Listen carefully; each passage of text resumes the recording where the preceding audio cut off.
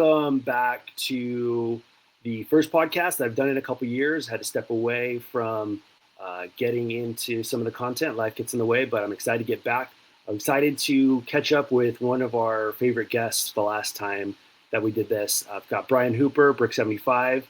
We're going to get into what he's been up to, what he's seeing in the DFS and the best ball landscape in scenery, and pick his brain and see what we can figure out. Brian, how you doing, man? Good to see you, man. Yeah, likewise. I'm doing good. I'm doing real good. Would just love to know a little bit more about some of the projects that you're working on. I know that got the End Game Syndicate launched about this time last year. Your crew is purchased Run the Sim. So I'd love to just learn a little bit more about how the group came together, because there's some heavy hitters in that group and some of my favorite players. I had that opportunity to meet Utica last summer. Just an awesome guy, and just would love to learn, hey, how did this come together? What's the goal, where it's at? And then we can get into what you guys have got going on in Running the Sims. Okay, yeah. I wish it was some sort of calculated, smart thing we all put together, but it was pretty chaotic and random, I guess. The beginning was Adam. Okay. Adam started it because he lost his job with Stochastic when they let go of him and Neil. Yeah. And he was just looking around at other options, and he was talking to Justin Freeman, who owned Run the Sims at the time, and who else? Bun 4 from Spike Week, and they were talking about stuff.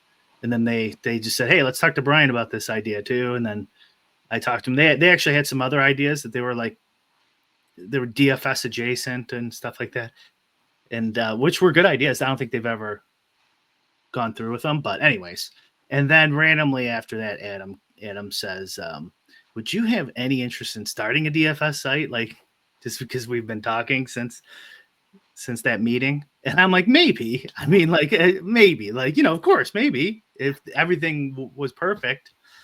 And then I was like, well, I know for sure I would want to do it with Nerdy Tenor, Dan. Yeah. Like, for sure I would, if he'll do it, and then I'll be like, okay, maybe I might be getting the order wrong, but it's something like that. And so then I just like DM'd him randomly, like we DM back and forth occasionally and stuff. So it wasn't too random. Like, would you have any interest in doing a DFS site? And with Adam, kind of as like the content, making videos and stuff on YouTube, like you did for Stochastic, and he's like, yeah, actually I would. And I was like, okay. And then I was like, because I know Yuta a little bit from the just talking online about DFS and betting and blah blah blah. And we were pretty friendly, and I was like, let me just ask him, why not? See if he'll want to join. And then that'll be, because you can't have too many guys too, by the way. Like, because, well, one, there's just too many voices, like it's just too hard to get anything done. And there's only so much like money to be made in this genre. We could talk about that too. Actually, I wouldn't mind talking about that. Okay. So I was like, and four is enough. If we get, that's four real good guys. We have like Twitter followings from Adam and stuff, and me and Dan can handle like the sim stuff, and you just like a no baller. And so, and he's like, yeah, I would. And so that was just, okay, well, I guess we could do it. Now we need an idea. And so we didn't have any idea really. And I came up with the idea of ripping off, so really not really coming up with, but ripping off Taylor Caby's Card Runners, the old poker website, which was a training video back in the day for poker videos.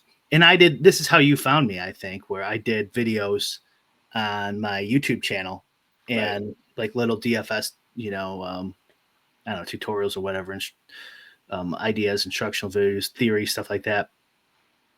And I'm like, I could definitely do some more of those. Dan for sure can. Dan, I'm trying to like shut Dan up. He gives out too many good ideas. So putting him behind a paywall is like just good for the DFS ecosystem. And so, and then those guys could do like no ball videos and stuff like that. And like, who knows what else like we could come up with. That was really just the initial idea. That's it. And so we did that, launched, and it went pretty well. And we noticed, like, you know, maybe this is wrong, maybe this is just coincidence, but it seemed like other sites were like immediately implementing some of the ideas from our videos into their product. And it's like, that's lame. Like it's for the people who sub, or we'll do it ourselves, you know? Yeah. But you know, it could have just been parallel thinking. But whatever, it is what it is. So at that point, after about like 3 months or 4 months so into the end game, we're like, well, we could just keep doing this, and then, you know, just people are going to watch it and either do videos like our videos, but then do them for free, or do you take the ideas and then put it into their product or whatever. And it's not like it's that much for them to pay, you know, for the subscription, right? For a business, it doesn't cost them anything to sub to our channel. So we're like, it's either just suck it up and eat it, or start our own actual DFS site, which people probably won't even believe that, but that was really not the plan. We weren't planning. We don't, because it's just too much, especially NBA and MLB is every day. It's a pain in the ass. And NBA is the worst one, which I'm almost sure we will never do unless we just get somebody who's perfect and really good and will do the work. And we kind of just give some ideas on how we want some of the back end stuff, like maybe then, but I don't see that happening. So NBA is probably never going to happen. But anyways, that we didn't want to deal with that. Like even you know, customer service and all that stuff, that was not anything we wanted to deal with. But I don't know. I kind of pushed for it to happen because I don't know. I have like a pet peeve of people stealing ideas. I just can't. I don't know. It just drives me crazy. So we were like, let's just do a small one, or something. We'll just do like one sport or something like that. And then we went down the road of finding coders to kind of handle the day-to-day stuff, because although Dan could do it, he has no interest in handling stuff like that. Like he doesn't need to, you know. He used to be a that's what he did for a living before DFS and music. And so he's older. He doesn't need to spend his days developing a DFS site. So we were looking for someone to handle the front end stuff, and then we tell them what to do. We thought it'd be a little easier because we know exactly what we want, and we have sample code we can share from our own private our private sims and stuff with the coders. But that was my first well, I mean, I did have the draft caddy. I don't know if I had that when we did our first interview, but I did have some experience with coders by then. But then I got even a lot more with doing this site. And it's hard because like there's a couple things. Like one, like people think that their work is worth more than it is, or maybe it should be worth that much. I don't know, but like it's just I think people overvalue like ideas and stuff like that in coding in general. And so it's hard to make both parties happy. Yeah. Yeah. And it's hard like that in DFS too. Like we just got shady advice to add a portfolio product to our stuff. And it's usually pretty hard to get someone like him to make it worth it to join a site. Sure. Because the money just doesn't make sense. Yeah. And so like you add that with the coding issue, and it's just a huge pain in the ass.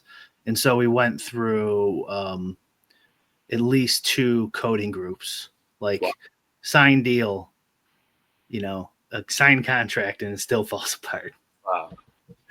One signed, one like agreed to but not signed, and then fell apart. And then we almost kind of just gave up. But I know Justin, as I mentioned at the beginning of this long rant, where we were talking previously, and I knew he was kind of thinking of retiring. He didn't really want to run the Sims anymore, even though it was making some money. It's just work, it's just, and then the hourly put in, he had a full-time job with Amazon and stuff, wasn't worth it for him. And so I'm like, let me see what, like maybe he'd want to sell or whatever. And I just called him one day, and sure enough, yeah, he still really did want to retire. And so I told the guys, like, what if we do this? And like, it's still like a huge problem in, with, engineering issues, right? With, cause we have to redo a lot of the back end and stuff, but he had a lot of front end stuff and like, I don't know what the term is, like operational stuff, like affiliate stuff and reporting and all that set, and some like dedicated, it's not like fully dedicated because you can't really afford that in this industry unless you're like the biggest, like ETR or something, or Stochastic, or maybe in Roto Grinders, but Roto Grinders is part of a huge company now, so who knows if they could even afford. So he had employees and stuff and all this, and so we made an offer, came to an agreement, and then bought Run the Sims. And then since January or whatever, we've been recoding the back end. We've added golf to it. He didn't have golf there. We've added MLB projections, and we're going to keep building on that product. Currently we're trying to revamp the NFL product. We got 2 weeks left, 2.5 weeks before the season kicks off. Well, I guess 3 weeks. So hopefully we can get everything we want. We're probably not going to get everything we want done by then. But yeah, that's what I've been working on the last year or so. Well, I think that's interesting. One of the things that I'm sure I'm not the only person that has thought about this, but you're mentioning heavy hitters and some of the guys that I really admire their game, and it just kind of begs the question of, if you guys have all dominated in the DFS space, what's the motivation for this new route of engaging the community, creating a new product? And for someone like myself, I enjoy playing DFS, and I like to joke around that, like, maybe I'm Philip Rivers in a world of Tom Brady's. So you try to find the, like, hey, I'm never going to be the best, but like I still enjoy this. And there's so many products out there. So is it something that you all are looking at of going this route for a personal challenge, or do you feel an endearment to the community? I'm just very curious of, hey, we could just sit back and just grind these tournaments and win a boatload of money, but here we are with these new projects. So I'd love to learn more about what is personally engaging to you, and maybe if you could speak on behalf of some of the group that led to like why you would want to do something like this. Yeah, well, I don't think I can. I'll try to speak for everyone else, even though I shouldn't. How about that? Who knows what truly they would say? But the first Endgame, the first part of the site was stuff I was already doing. So for me, it was no brainer. It's like, but I just wasn't charging for it. Yeah. So yeah, training videos and stuff like that. And I was thinking of writing a DFS book. This is the two things I've like running or not, I guess running a company, being an entrepreneur, I think is a better term, of a company that, does, decent amount of money would be, was, something that seemed interesting at this point in my life, as opposed to just being a full-time gambler for most of my adult life. And so that part of it was intriguing. the money, obviously, who doesn't want money? Of course, that's like an obvious incentive for anybody, and you're just a liar if you don't think that's part of it. But it's not as much as you would think. so yeah, if you're gonna start your own DFS, and this is another thing I was talking about with these coders overvaluing in this specific instance. I'm sure they're valuable and they're very good coders and stuff like that. I'm not saying that. I'm saying like getting people to even like your post on Twitter is hard these days. Much less selling the man a sub, for whatever. And everything's so expensive, right? Not, just like go to McDonald's is like $15 for a Big Mac meal or something, You can't really make money. I learned this the hard way with the Draft Caddy when we first started. I was charging like $20 or $25. And it's like, oh, you can't make any money charging $25 anymore. Like you can, but it's not really worth it. Like it'll be money, after you pay your coders and stuff and whatever fees you have. If you like pay for affiliates or anything like that, you subtract all that and then divide your time. And it's like, so like this is why people complain about like the cost of Sims and stuff like that. It's because you can't make any money anymore unless you're charging a decent amount for it. It is not worth it, even just for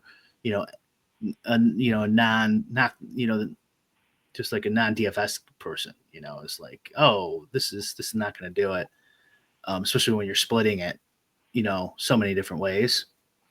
And I'm not sure, this is a side note, I'm not really sure like the long-term payoff potential of most startups is really there anymore with DFS, like selling your company for $50 million or something like Odds Jam did. I'm not sure that's really in the cards for DFS specific. Maybe, but which is equity that you could convince yourself like, okay, I'm not going to make a lot of money doing this, but maybe I'll make like a long shot home run. So like those are like the money issues. But yeah, I was already doing a lot of it. I thought like my specific skill set um, was perfect for well, I mean, we were making a Sims company, right? So like you have to know about how Sims work, all the different tricks and stuff like that. And I thought me and Dan could come up with some really cool stuff um, together. So that was interesting. I know Dan was also thinking of writing a book, so the video idea was intriguing to him. So he's like, I don't have to write; I'll just talk, and then we'll put it all on video. And he likes the challenge of some of these like math problems, solver problems, and speed, efficiency, iterating through all the different contest fields and stuff in a timely manner.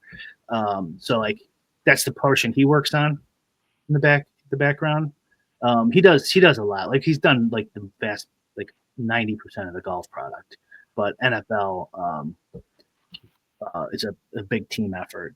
But I guess that would be his. Adam was looking for a new company to work for, and it's like, hey, if I can work for my, this is what he's been in this industry for years, like 10 plus years at this point, I think. So for him, it's just like either join a company or start his own. So he started his own, and I think it was intriguing. There's an incentive for him to have the three of us, obviously. Like it makes, because there's a lot of overlap too. Like if he started a company, let's say with with like another stochastic guy like Josh or something. Yeah. Like there's a lot of overlap between their followers and their skill sets, like of doing videos and stuff. So I think that made sense for him. And then, and for all three of us, having Yuta's name attached to it is a huge win, marketing wise, obviously. And in that he would be willing to put his I don't know, handprints on it. I talk about this on LOLs. It's hard to like quantify a Sims is in your brain player for, me and Dan, so Sure. like that's been part of the fun of it too is and we hired another coder actually for MLB specific too, who like kind of works with Yuta in the background, where it's like, why is this projection this way? This isn't right. Let's look at this factor and this factor, and then they just kind of constantly tweaking it to his liking. I think they've been pretty happy with it the last month or two.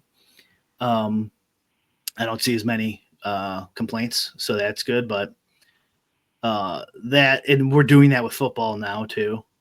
How we're going to adjust the play-by-plays and stuff to fit what he likes. And so he doesn't care about the money. He just likes the idea of helping. Like he thinks it's like you've been so fortunate, you give back. That's cool. I'm pretty sure that's what he would say. That's cool. And so I guess when you have all the money, when you win all the money, you don't really have to worry about the money. So he's not, like the rest of us, where we would like to, make a profit at this if we're going to put in time and effort.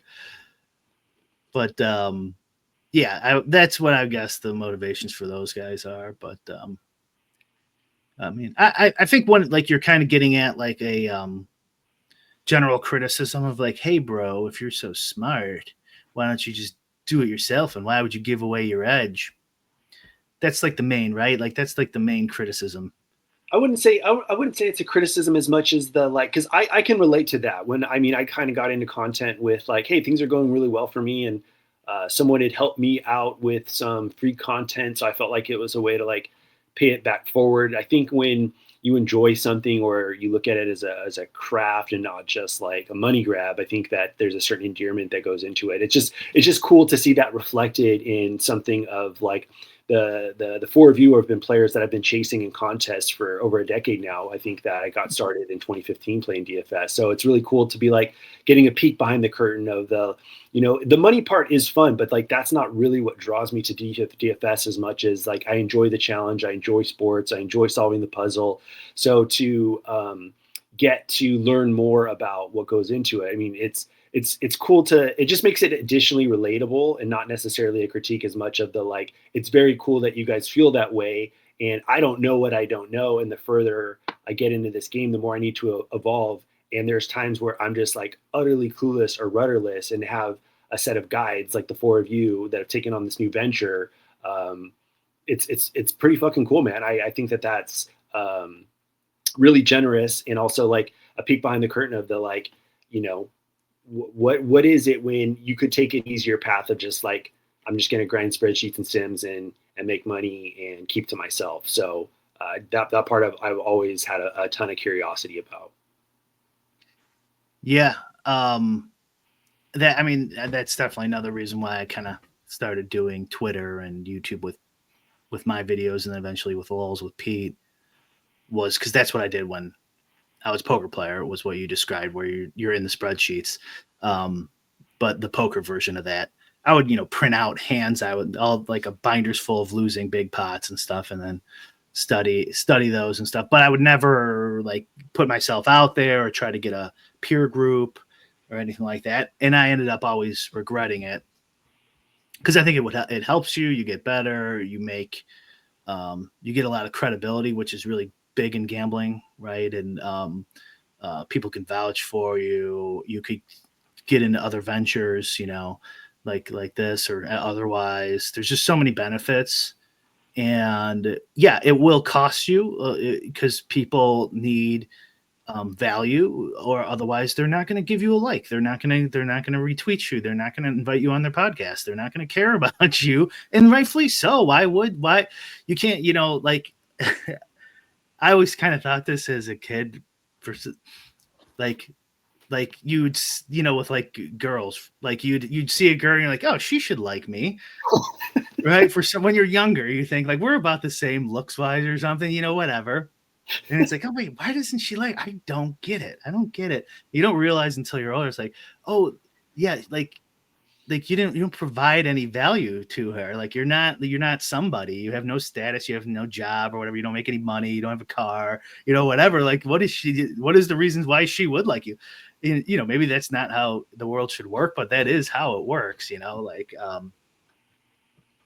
until we become one with the machine, right? Until Elon plants a chip in our brains. I think that's how it works. And so like it's the same way with social media, like and getting a following. You could do smaller groups. I mean, like you've done a smaller group with some guys where you guys would do like a Slack and kind of brainstorm and stuff, and you can get yourself a small community of sharp people. So that is definitely doable. I'm saying like a little more broad, where you're doing videos and trying to get engagement and stuff. But even in the small group, you have to provide value, because if you're just there sucking the ideas out of the group, eventually they're going to kick you out. This is another thing I've learned with like just being a bro is like it's when you're younger and growing up. One of the things about learning, like becoming a bro, is you like learn male interactions is like recognizing quicker and quicker, recognizing the guy in the group who you don't want with there anymore. Yeah. And then as you get older, you kind of like those guys just aren't invited to stuff. Yeah. And like they're out of like, because when you're young, there's nowhere to go. You're all in the same class. You're in school together, in 8th grade or high school or something like that. But like as you get older, you start going like, yeah, remember that guy who always lies all the time, or whatever, or it's like he's always late or whatever it is. But when you're younger, you don't realize this. You just kind of deal with it. As you get older, you start getting this filter where you're filtering you, not just you, but your group of guys. Sure. And then you can eventually, hopefully, get like a group of just fun, chill guys, and everyone's got everyone's back, and you help each other out at the bar, and stuff like that. And you just completely. And then if somebody comes into the group and they're not cool, like everyone's like, "Fuck this! Let's get this guy out of here." It will work the same way with this type of thing where you're trying to like make your own gambling buddy group. If you have like nothing, you're not providing any. You don't even have to be like a fucking super genius. You could just be like the guy who gathers the data. Yeah. Who gets the spreadsheet ready for the guy who knows how to run an R program on it and give you guys some data back or whatever. Just provide something. I started that because like you just go on Twitter and go, which even saying this, like I kind of did that. Like when I did my first like big podcast or whatever with like Stochastic or Davis and stuff like that, I'm like, okay, I'm like ranked top 5 or whatever. This guy's got 20,000 followers. I should have, 15,000 followers by the end of the week. It's like, years later, I have 8,000 followers, 5 years later after doing hundreds and hundreds of podcasts and stuff like that. Yeah. So yeah, it doesn't work like, hey, here I am. I'm enough, right? Don't you guys think I'm interesting? So you have to provide people value. They do not give a shit. Yeah, I relate. I think when I stepped away, I got back into, I was like, oh, I'm going to do a more general podcast a couple years ago.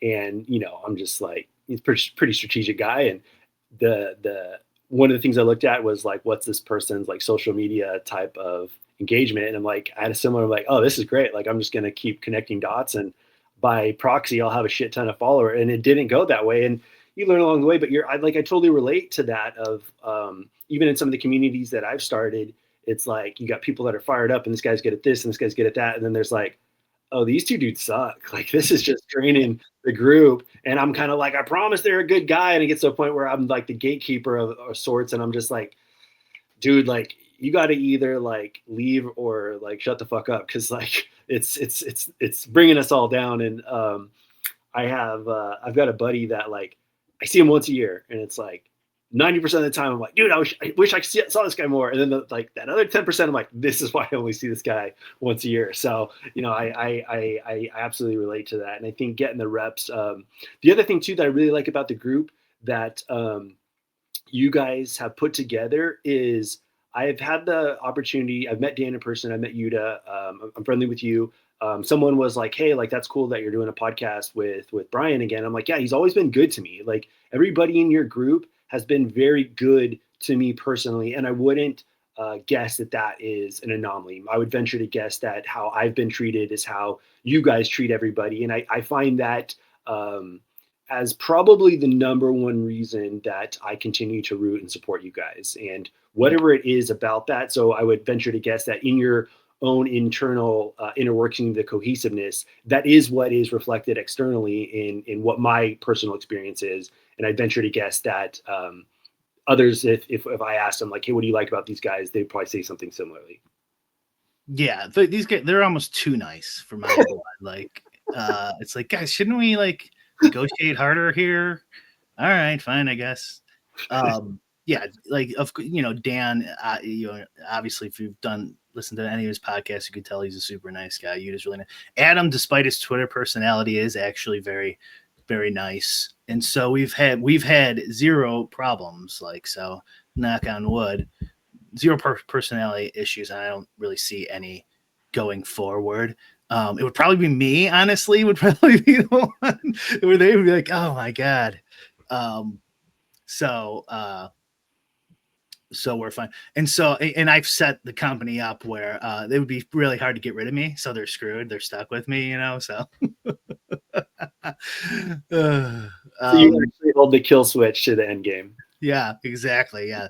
All the dirt comes out. I send it to the New York Times if they get rid of me.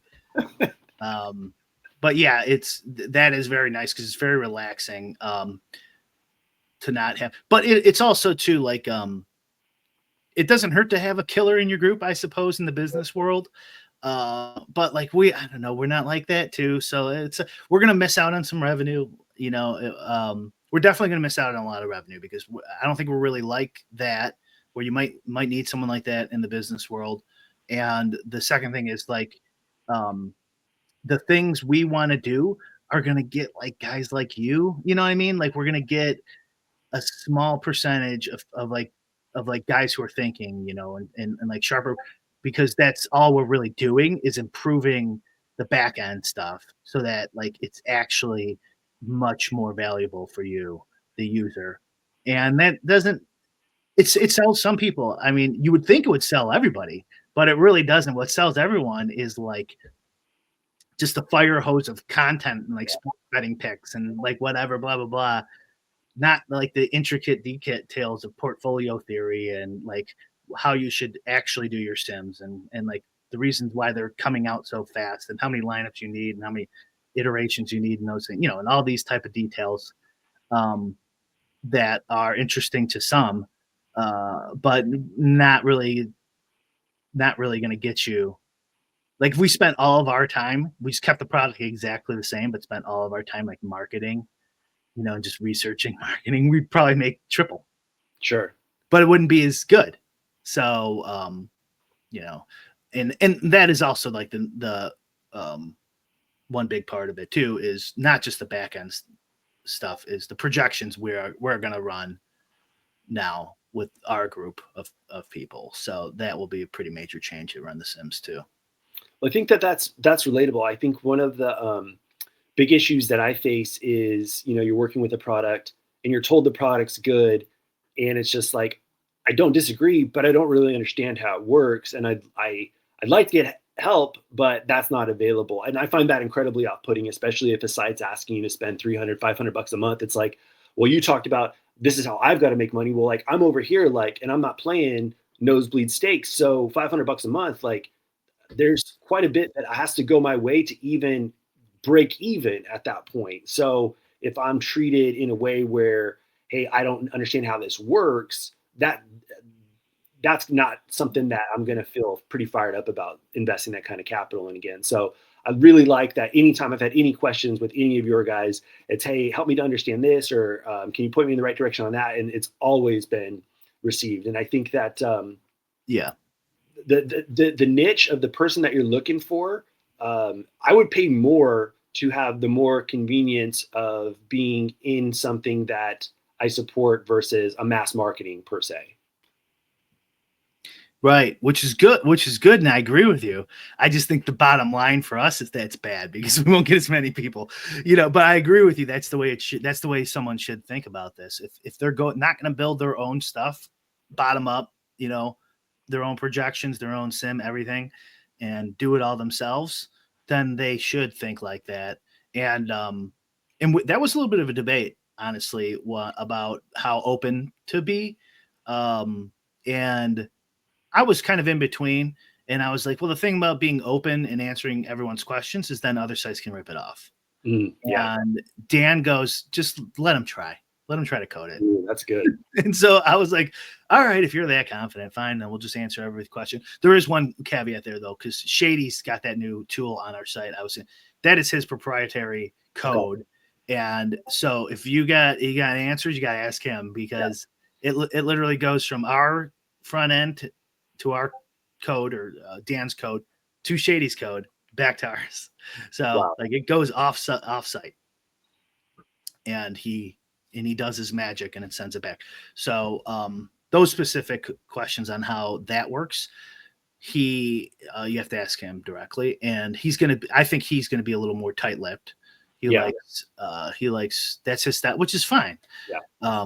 But anyways, long story short, I do agree with you that what are you doing? And here's what happens if that doesn't happen, is then it just comes down to who you trust. Yeah.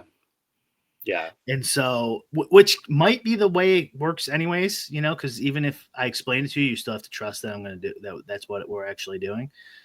So I guess it's trust either way, but it makes it a lot easier to trust someone who explains the process. But that, I think, is the way the world's going, is since people don't trust institutions or news or whatever, they will just go based on who they believe, and so your credibility matters so much more nowadays, which is another reason why we want to do it this way. And I think credibility as a currency is an incredibly sharp way to go about it. I think that, hey, if we're doing the right thing and we're going about it the right way, and we have the credentials like you all do to build that trust, I think that because one of the things that I'm seeing out in DFS specifically, and probably in the world in general, is as things get more challenging, it's going to make it harder for the people that got into it for the wrong reasons. And so I've leaned into this new whatever you want to call it, dynamic in a long way of like, okay, I should be thriving here because I'm not here for the short-term glory or the clout or whatever. So I like that you guys are going about it that way.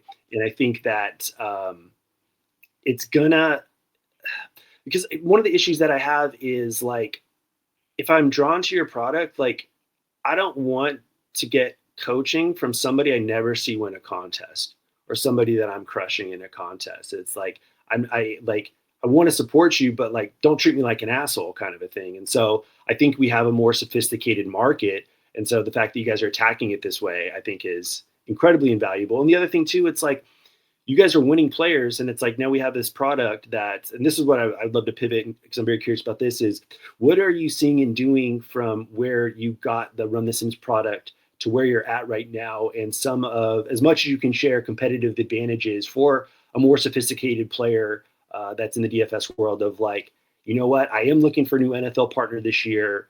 I've really been dissatisfied. I feel like I should, my biggest bitch right now, Brian, is like, I feel like I should be winning more than I am. Yeah. And I'm trying to take full ownership of my play, but my service providers don't want to point fingers, but there's something left to be desired here. Right. Well, it's hard. Well, one, it's hard to answer because, like you said, we don't know everything that's going on in their back end. So I only know what we're doing, and so I can't compare it to something I don't know what they're doing. Maybe they got something good. Maybe they got something not so good. Maybe something's not working there, but I don't know. So I don't know specifically what they're doing. Are you playing large field stuff? So I am really trying to concentrate most of my volume into what I would consider like a mid-sized field under the $5,000 to $10,000 range. Okay. 20 max. I'll venture into football. I'll rip a little bit more, but right now with baseball, as the simulation market has got more sophisticated, I tend to feel like the sims are putting most of the people on the same plays. And I also have and maybe this is a part that my brain can't conceptualize, but it's like if I'm playing in a 50,000 person tournament, but the max sim is only a 5 to 10,000 person field, that feels flawed. So I don't know what I don't know. So that's why I bring in someone on like you to help me wrap my brain around that best you can. Am I way off base here, or am I sort of down the right path? Am I thinking? Yeah, no. I'm just trying. The reason I asked the size is because the bigger the field, the more variance, and like you could be a winning player and lose for years. And I think a lot of people understand that. That's like one of the things too of my buddy who I talk about with DFS quite a bit is we'll see a player that it seems like they rake, and then they'll show their behind the scenes, and it's like, well, I was on a $200,000 downswing, and all of a sudden I'm like, yeah, my $2,000 downswing is not that's. I don't know if I necessarily want to trade my problems for their problems. I think I'm actually pretty good where I'm at. Yeah. We did a little study on players on Endgame, Dan and I, well, mainly Dan, but I did the video with him. And there's, winning players and losing players. The losing player percentage, the percentage is about the same. The size of the fields has been dropping. Not huge, but it's been a steady drop to where the amount is quite a bit less than it was 5 years ago or 7 years ago or something like that. So the total amount of players is less. The percentage of bad players is about the same. It's the middling players that have increased, which stinks. Yeah. Because the middling players like neither win nor lose. They kind of lose to the rake, basically. And if they dropped out, it would actually be much better for you. Interesting. And I think that group has increased because of these tools are so prevalent. Yeah. It like raised the floor for people just making boneheaded decisions. Certainly projections since like stochastic started, I think. Yeah. Definitely did that. That my edge was severely affected when that went live. Yeah. And especially if you were projection bro. So like when I first started, I just did everything. And it was definitely worth it back then because you could make decent projections as long as you like a little sabermetrics background and stuff that were just better than everyone else. Cause everyone else was back then, phone shitter bros or whatever. Like, they didn't know what they were doing or they might even worse, use just bad projections that were like almost random, from those early content providers. So, so that it's gotten harder for sure. Sports betting has not been kind. I've taken an L on this. I've said it a bunch of times now. I'll say it again. I didn't think it would be this. I thought it would be negative. Like it wouldn't be great for DFS. Obviously, I just didn't think it would be this bad. Because it's brought so much attention to gambling that now all these taxes are around that can affect DFS. Like that wouldn't have happened without sports betting. It's definitely, we've bled more users than I thought to sports betting. Which is bad for everybody because DFS is way better to play than sports betting, even if you're not that good. So sports betting has been another negative there. So, I wish I could say like, no, this is the greatest time to ever be a DFS player, but it's not. It's hard. But like if those middling players start leaving, like there could be so like there's basically two ways out of that. So it's like they get more players, they put more money into marketing, sports betting gets shut down or something crazy, some tax is so crazy that just no one sports bet, but somehow we can play DFS or basketball, whatever. They get more players or the middling group leaves. In the middling group, there's a chance the middling group does leave because it's not like poker. There's no rake back. Poker middling players could still live. Yeah. They could still make 30 grand a year just rake backing and just, clogging up the tables with some nitty play. And you can't really do that in DFS. So that could happen too. Or then the other is you just have to compete at the higher level. Yeah. So like these are basically the three options. Or ride the variance train and get lucky. That's that, and then claim you're the best. So like that. I mean, that would be great. Why not? Those are basically your options. And so like the products out there, I would have to, see what they're doing to compare to how we do it. We're going to do it exactly how we play DFS. So everything we know basically is going to be going into the code. I mean, the shady is his code is what he uses. The DFS code we have for the contest sim portion is exactly what we use or want. I mean, it's going to be proprietary code for RTS, so it's not like my code from my R program, which is old anyways. You wouldn't want to use it. This is going to be better, but it's going to be the exact. It's like we talk about it in the end game videos, like why you should do it this way and stuff like that. And I could give you an example if you'd want, like why I think what we do makes a lot of sense. Although I think people are probably going to be copying this because we've talked about it. Is contest sims work basically like if you printed out, if you downloaded the CSV after a contest was over, look at the results and you see all the teams like, okay, who did you to pick, right? And you see all those. A contest sim is basically if you had all those results and then ran a simulation of all the players' performances on top of it. So like, a player has a projection of 30 points, let's just say, one day they might get 10 points. One day they might get 40 points. One day, who knows? It's a projection. It's not fact. And that's what a simulation is. It iterates through all the distributions of that player.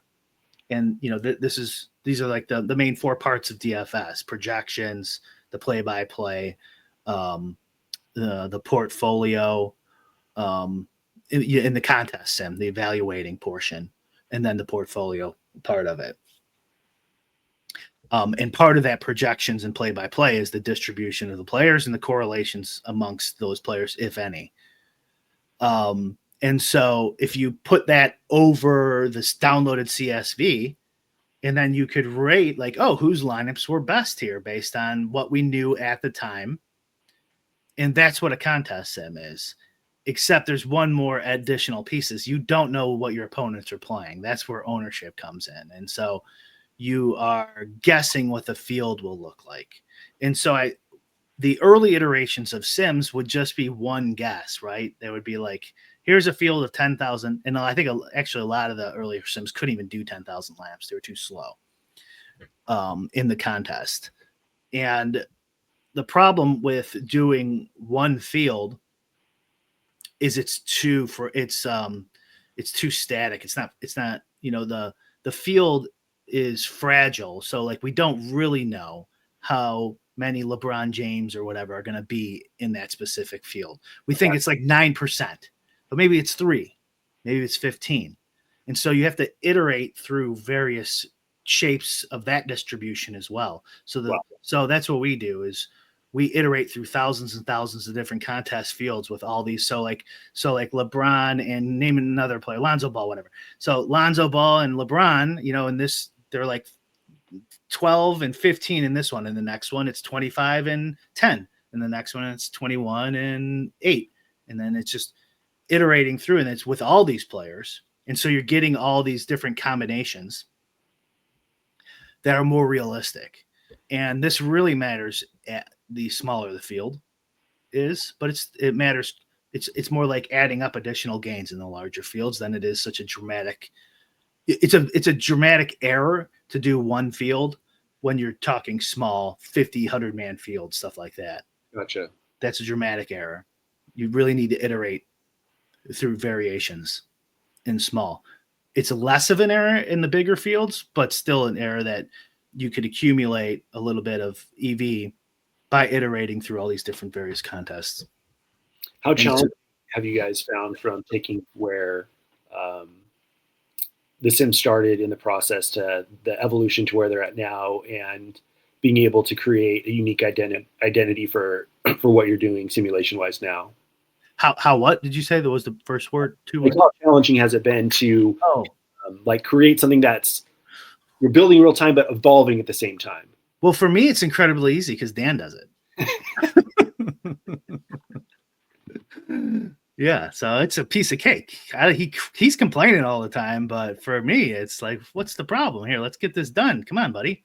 That's the honesty I was looking for. That's great. Yeah, yeah.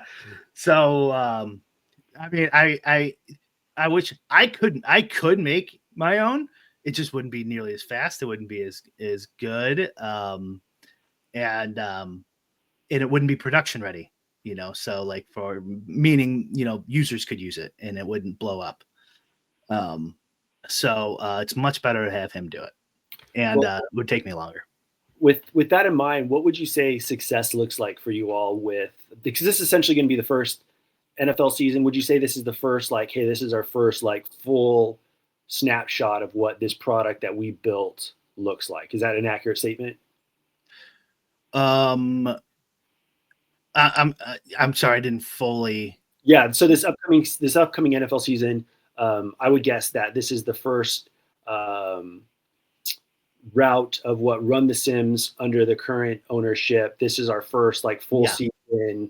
So with that in mind, other than like, a shit ton of subscribers, what does success look like your end, and what a potential user like myself, what my expectation would be as well? Because it's like, I want to win a bunch of money, but like I also want to evolve as a player so that I can stay around in the game. So trying to balance that as well.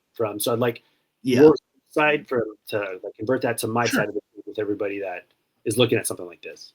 Yeah, I guess if we could get like 90% of what we want implemented, I think that's a win. Okay. From like a business perspective, if we could like almost not double, but almost double what they did last year, I think then it would probably be worth it for us to buy the company instead of like doing something else. So those are probably the two. That it works. It doesn't blow up. We don't have major issues. We provide the projections are really, really good. Hopefully they're really hot. Hopefully our numbers are good. But like we just did our first run today actually on Run the Sims for the projections for the first week. So they're super preliminary, but we're going. There's going to be a lot of effort into it. So hopefully, I'm just assuming all that stuff's going to work. So if that doesn't work, then that's a problem. So I'm just going to assume that works. Hopefully, we get like 90% of all of our upgrades in. 100% would be great, but I don't think it's realistic because we have like a lot of ideas and stuff that aren't necessary, but they're just cool. This is another problem of like making money. Is like we can add something that like is going to add like one sub, but it's going to cost us X amount of dollars in coding and time, but it's cool and we like it and we want it. Like maybe it'll keep subs, maybe like I guess you can justify it that way, but like quality of life type of stuff, maybe. But yeah, so like I guess that's pretty much it. Nothing breaks. 90% of what we want, we get in there, and under double. I don't know what is that, whatever. If it's 100% would be double, like 75% increase in revenue. I think that's a success. I mean, I think that's good to hear because I mean, one of the jokes on like my side of the street is like, dude, I just want the good Sims. Like something's freaking broken because I'm not getting the good Sims. So it's like it's so easy to blame why I'm not winning, the proverbial eye. What is the learning curve from somebody? Let's start with somebody that's never used a product like Run the Sims, and also if you could comment on somebody that has used the optimizers, use another simulator, the type of learning curves. Because I think that selfishly, like for someone like myself, it's like when it's go time, like I just want to be able to run and gun. And sometimes getting into a new product, it might be better for me, but I don't want to have to learn another language because I've already learned 5 other programs and I'm comfortable. Right. Yeah, I think Justin built, this is to Justin's credit, a really solid product for this kind of question. You can press one button and be done. You can, and it wouldn't be that bad. It wouldn't be that, especially with like Showdown and stuff. You could, I'm not even kidding. You could, I mean, with our adjustments, in our projections, and if we'll be dialed in by September 1st or whatever, you could theoretically just press one button and probably be profitable. Not the best player in the world, but the second part is you can get more granular on this site than any other site. Wow. This is why we like, because you could dial in.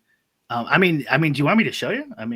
Yeah, I mean, but part of my goal for reconnecting with you is when you first started doing videos, I thought that was really cool, and then when you guys did Endgame, I was like, I was thrilled, but I was also like, dude, these guys are going to give away all the edge. And now it's then, as your company and partnerships have evolved, now we have Run the Sims, and it's like for someone like me who I try to model my game after the 4 or 5 of you guys, it's like DFS crack essentially. I'm like, cool, give me some more. What do we got here? What do we got here, baby? So like, I'm incredibly excited of what this could look like, and I like supporting my like DFS friends, so to speak. So yeah, whatever you feel like is not proprietary at the moment and would love to share, I'd love to see. No, you could access this right now if you wanted. So this is the sim page.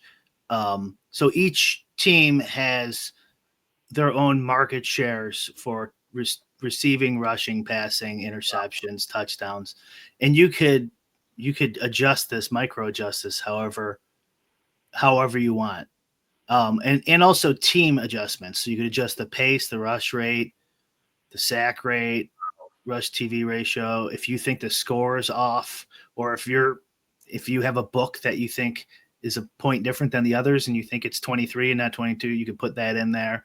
Or you could just test theories, because you're not sports betting here. You're playing DFS, right? Yeah. And so if you want to go like, I think what if it's a low scoring game?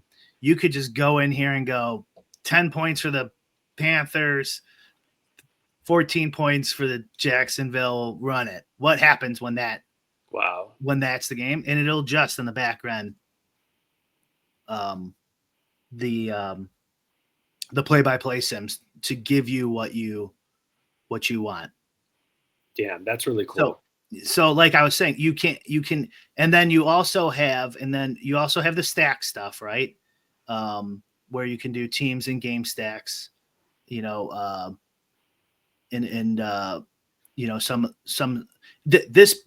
page is not super like what's it called, settings that it doesn't have like a super high amount of settings that you can in like Fantasy Cruncher. Yeah, but it's not really meant for that. So you can do a decent amount and then fire hose 10,000 lineups, and then here we'll just do 1,000 just to be fast. Actually, I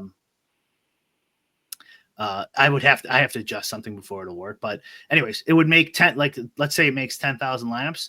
You could then a second time, there's a whole bunch of more filters that you could filter down again. So you could just make a bunch of lineups and then filter again at the end. So anyways, the reason I was sharing this is you could just press the button and go with what's in there if you wanted, or you can get I don't think any other site you can get that granular. And so everything you adjust here, and it's not live yet, but hopefully by week 1, we'll have this too. The ownership here will be adjustable. And because this is the way it is with the golf product. If you go to the golf product, you could see here, you could adjust this ownership, and it will adjust the contest sim to fit your ownership. So these other sites, I don't know how they run. I'm not trying to maybe they're the greatest, and a lot of them probably are. I'm just saying, it seems like from what I'm told that they give you a contest field and then you run your stuff against that contest field. This one's customizable. So if you think Scotty Scheffler is going to be 50% owned, you type in 50%. We also have this normalize option here. So you type in 50% and normalize, and then adjust everyone else based on your change with him. Wow. And and then when you run, it'll iterate through all those different contest fields as I described before, but with your specific ownership. So this is good for, again, for like small field, medium field, and stuff like that. one of the reasons it's good for anything, but the reason it's especially good for this specific adjustment I'm talking about, it's because not a lot of sites are putting a small field ownership out there.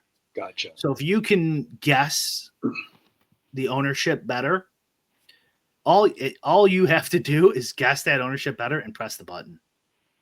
If you can guess ownership, and it's a lot easier to guess ownership in the small and medium size fields, because no one's doing that. Like DFS is hard, but it's not that hard.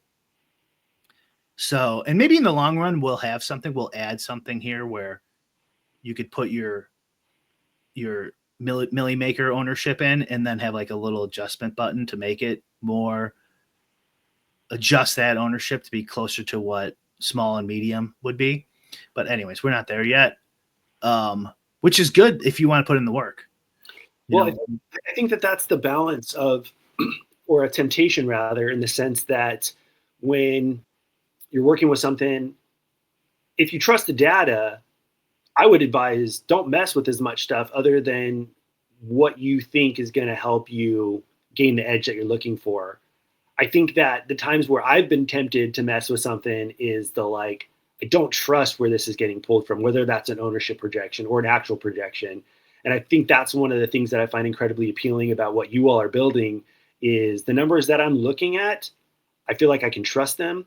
And then at that point, I'm just going through how much Lamar Jackson do I want to play this week? That's what I want to worry about. I don't want to worry about, did Brian do this or did an intern do on X, Y, or Z? And, I think that's some of the, there was a basketball site back in the day that I will not mention, but I knew the team members and when they were on their projections, and my performance was way better when there was a certain person on that team doing the projections that day. And I would bring it up and no, we've got a team. I'm like, this is bullshit because I win a lot more on the days that so-and-so. I don't want to have that in the back of my head when I'm running the gun. It's the other thing that I want to bring into the conversation is on the NFL. You can either build the night before, or you've got that 90-minute window after lineups or the NFL lineups are in to do this. So I want all of my decisions going into a slate already made, and I don't want to be Mickey bouncing around with the split between Chuba Hubbard and Rico Dowdle. It's I love that it's already there, and it's dude, okay, if I need to adjust that or I don't agree with it, I can look at that the night before. But everything is going into this that is done by somebody smarter than me, and that's where I want to be. I love that. Okay, yeah, which is fair enough. You want to get your edge elsewhere, which is understandable. But it is also a benefit if you want it to be. It's good that they're using their interns occasionally, because then there's an edge to be had. People are using incorrect information, right? So if you were willing to put in the work on that end, which it's kind of a pain in the ass though, because to build out your own projections for the 10 times they use the intern or whatever throughout the season is that really worth it? Meh, probably not.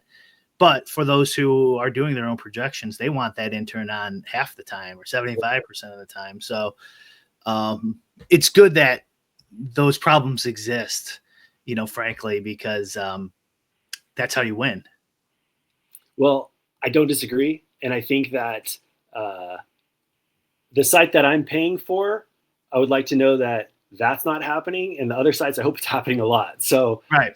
Because you had mentioned the whole dynamic about you can make all the money in the world, but how does that affect your life, EV? And it's I have always been able to play DFS in a way where it blends in with my life. And even at that point, with the people in my life don't understand, those are difficult conversations to have. So I'm already having to set all these boundaries of especially during basketball, I'm kind of unapproachable from 4 to 7:30 Pacific, 3 to those 4. It's I'm not here. Put my dinner in the microwave. It's it's already hard to play this game in certain ways. So being able to minimize the time around that, I find highly beneficial, and being able to trust. I'm not saying that you guys are going to be in 100% accuracy. I don't expect that, but at least like what I'm trusting to be there, these parts of the process that I don't want to take the time to make my projections every day type of a thing. Because something's got to give, because otherwise you could work 80 hours a week on something you could still lose money at. And that's pretty defeating. Yeah, no, that makes perfect sense. Yeah. I completely understand that. I mean, that's another thing too, is with being around for NBA specifically, like the guys who can't be around, that's actually good for you too, because you're around and they're not, they're not making the late changes and you are. So, yeah, all those edges really matter. I mean, I could like, it seems like with all these other sites too, really, it really just comes down the content sites, the providers, the projection providers and stuff. I think just like, who do you trust? So like, if you trust them, just roll with them. If you don't, look elsewhere. Well, and I think the other thing too that I don't know how often it gets thought about is, and I'm just picking on NBA right now, but like, yeah, I think what we're seeing with some of these sites that have a larger subscription base is they want to put most of their users in the middle, and they hope that there is something that runs to the top with their logo on it to keep the myth or the mystique going, so to speak. And it's like, I want to be with a provider that even if their stand is incorrect, I know it was well researched and they were still able to make that stand, and not just like, hey, if we feel Lamar is projecting for 31 this week and we're standing on that, I would rather be with that group than the group that just wants to put him at 25 more of a median projection, because if Lamar fails, they're going to lose subscribers. So I think that's where some of the integrity of what's available, and no fault to the companies, I'm not blaming them, business perspective, but a player that's like myself that's asked to pay for these, it's like, dude, like there's certain things I don't want to worry about that I'm trusting you to do, but I think that they might be taking the easy way out, so to speak. Yeah, no, right. There's like this herding mentality too, I think, with the content providers. Well, they'll go, well, ETR's at 25 and Stochastic's at 30 and we're at 41. Yeah. We got to lower this. Like, we cannot be that far off. I bet I'm sure that happens. This sounds like this last 30 minutes is like an infomercial or something. I swear I'm just answering your questions. But one more thing that we're doing with NFL this year is there's a $25. That's our cheapest one. It's $25 a month. And you get the projections and you can grade 5 lineups EV wise using the Sims. So it's for like bros who do like 3 max and 10 lineups or something. Or if you're just an aggregator, like a projections aggregator, you could do, and you think, me and Dan and everyone, a bunch of dummies, you get, I mean, Sims wise, because you'd have to like the projections in this analogy, but you could just do the $25 is the cheapest out there for sure for the projections, and then aggregate them and go use them in your own Sims or whoever's product you like better. So, I think that's too cheap. I think maybe next year that might not be around, but we'll grandfather anyone who subs this year. But if you just want projections to add to your aggregation for NFL this year, you can't really beat that. And that's we're not making any money on that. You know what I mean? It's really just like an ad, like a way to get people to sub, and then maybe they'll pay for the full sim later on. I don't know. I feel like that's going to be right up a lot of people's alley. That. Yeah. And I think that's a great way to go. I just think that like the position that you all, I feel like you're truly placing a bet on what you're building with the way that you're going about it. And I find that a lot more endearing of the, if this is where we're at, this is the number that because the aggregation does happen in like that. If we're already being herded over here and everything's within a range of outcomes, and, like you would see this a lot with like the NBA playoffs, and it's like, this is a game 7, like Jokic is probably going to play, 45 minutes, but they can't take him more than 38 because it's just going to make their projection way higher. And if Jokic fails or gets in foul trouble, gets ejected, with this. And so I don't want to call that an integrity issue because I don't think it's that, but like the ability for you all to be like, yeah, we might whiff, but at least like this is the science that went into this. I want to be able to trust that. So I'm not taking this as an infomercial. I'm just like, I'm very much a consumer that it's like, if you've got something good, like shut up and take my money, meme, you know? So like, I also want to know the inner workings of it so that like, you know, if I lose on a Sunday, it's like, oh, I can look at what I did. I can look at the variance. I can look at things that I can adjust. I don't want to be like, I got to buy a new fucking car because this race car sucks, you know? Yeah. Yeah. I'll tell you exactly what we're doing. So the current iteration is a play-by-play simulation. We're going to be moving over to more of a machine learning, like AI model that Dan's currently building. But until then, it's a play-by-play simulation that is based on like a Bayesian model of prior set of beliefs, which is based on the player's stats, if there is any, that will get updated throughout the season based as information comes in as the games are being played.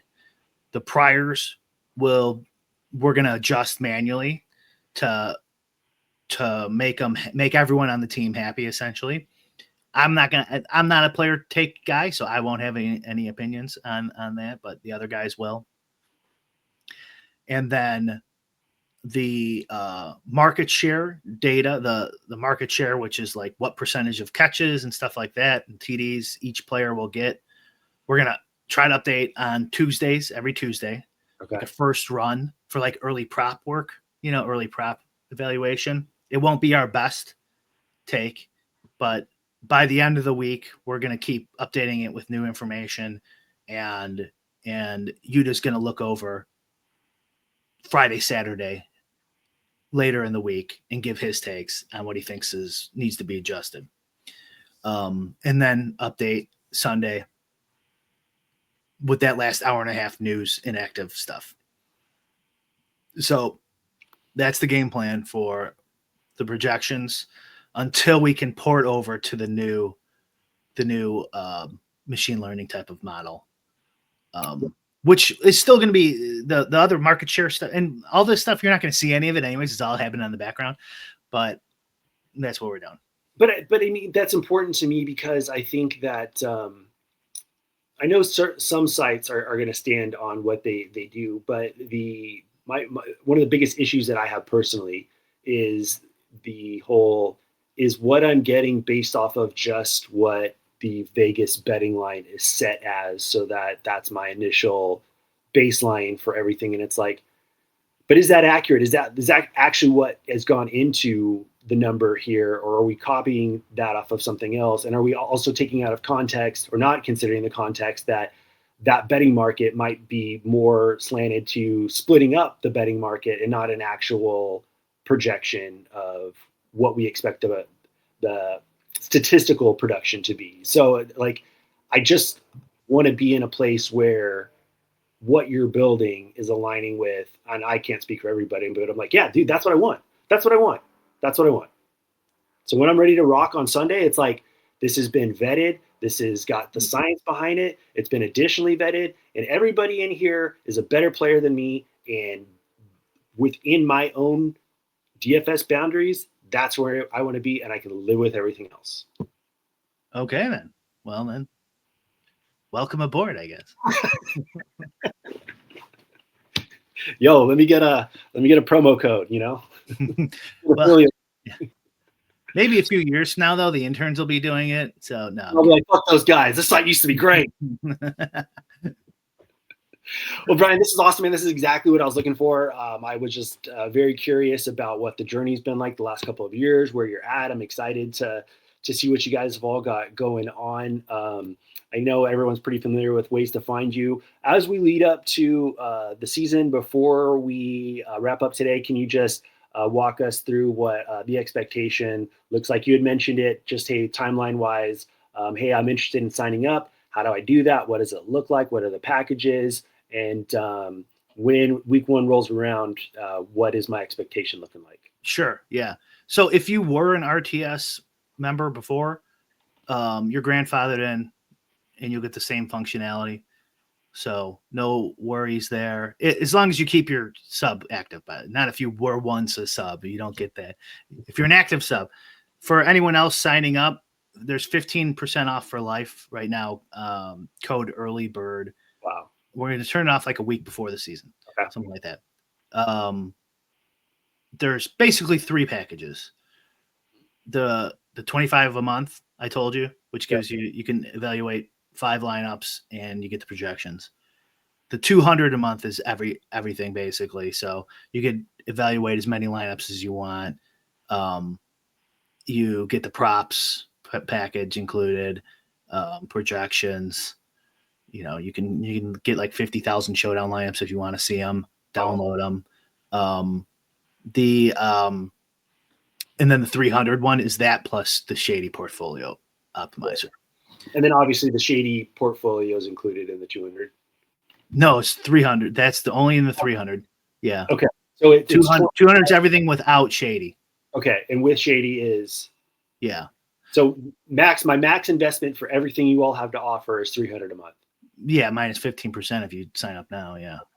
I mean, that's competitive. That's reasonable. That's less than $100 a week. So what is that? 15, 30, 45 off. So 255. Yeah. Yeah. That's, I think that if for based off of what you're describing and the amount of money that can be won for football, I think that's incredibly competitive.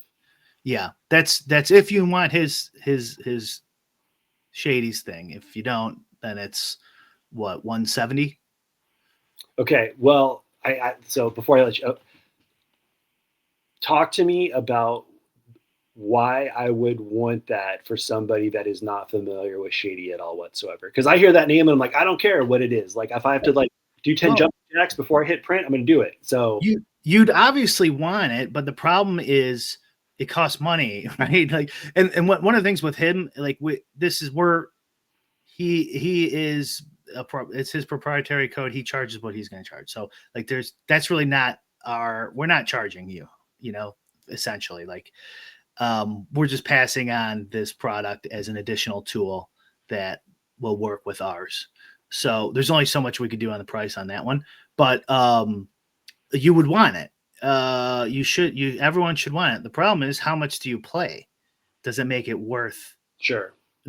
So if you're playing, this is why we have the $25 one, because if you're playing $100 or whatever, or you're $50 or you make like 3 lineups or something like that, there's not a lot out there for you. Sure.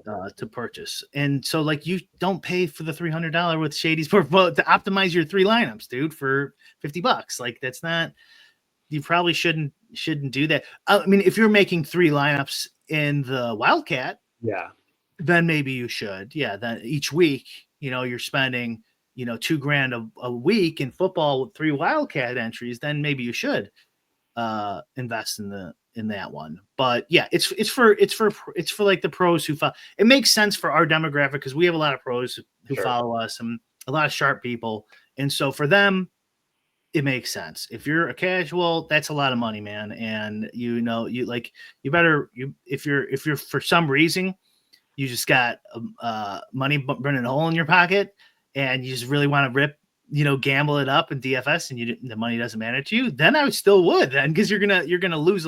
You're gonna lower your risk significantly using his product. You're basically you're lowering your risk and you're removing the cannibalization of your lineups dramatically by using a portfolio tool like his. So that's what it's going to do. It's going to be a portfolio diversifier, essentially. That's exactly what it is. It's going to decannibalize your lineups, lower your risk, and build an optimal portfolio based on the lineups you send to it. Okay. Now, last question before we wrap is, as we get closer, how can someone go about learning how to use the product? Is that something that you guys are going to be providing videos for, or is that something that as you do the promo tour, you're going to do live demos? What does that look like? So that that's one of the frustrations that I've had is like, this looks cool, but how the heck do I use it?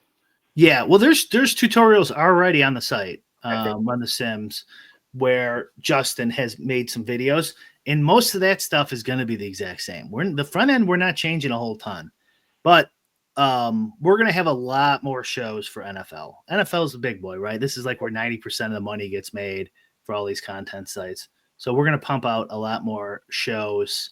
So we're going to have we have 2 partnerships. So with Pete, we're going to do over Zet, we're going to do a show on his channel on Fridays. Yuta's going to be on the show.